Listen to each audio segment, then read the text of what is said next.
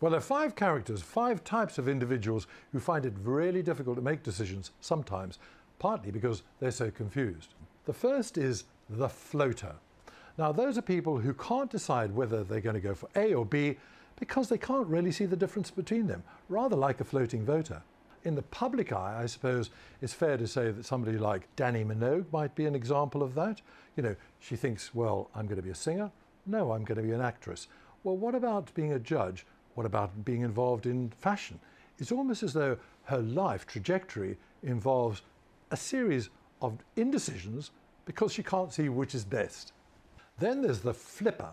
This is somebody who, when confronted with 2 options, A and B, goes for A and then says, maybe B is better, flips over to B, and then sometimes even flips back to A. And you see this in romance sometimes. People can't actually make up their mind. In the public eye, examples might be Katie Price, who can't even decide on her name, let alone what boob size she's going to have. Is she going to be big? Small? Who knows? And what about Robbie Williams? Well, should I be with Take That? Nah, forget it, I'm out. Baby? No, I'm back again. Here we have people who flip-flop through life, would appear to be the case anyway. They flip-flop through life, going from one thing to the other and sometimes back again. The third category is what we call the flounder. Now, that's rather similar to that fish that lies at the bottom, keeping out of trouble. In other words, not making any decisions, not rising to the surface where you have all this turmoil, having to make up your mind. Now, what about people in the public eye? Well, Cheryl Cole is somebody who springs immediately to mind, simply because she appeared to have a lot of trouble deciding whether or not she was going to stay with her husband. And then, of course, there's Louis Walsh, who is notorious for being indecisive, whether or not it's true, leaving a lot of the decision-making, in fact, most of it, to Simon Cowell. Then there's the fixer. As the term suggests, these are people who don't hang about. They don't procrastinate, they know what they want, and they go for it.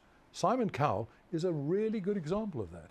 We can see, if you look at his biography, that he hasn't hung about. Even when times were bad, he knew what he wanted and he went for it. Barack Obama, another really good example. These are people who know what they want and go and get it. And finally, we have the flooder. Now, these are people who are literally inundated with problems, decisions, dilemmas, who are so snowed under, so oppressed by the problems of making decisions that they make none at all. Now, I'm thinking here, and I hope I'm not being unfair, of people like, say, Kerry Katona, whose lives seem to be saturated with problems. Why? Because they don't seem to be making decisions. They drift from one thing to the other. And what about Lindsay Lohan, who is having a lot of problems? She can't decide what her sexuality is, whether she's going to be one thing or the other, whether she's going to be a singer or an actor, what kind of life she's going to be, and whether she's going to even follow the requirements set out by the courts.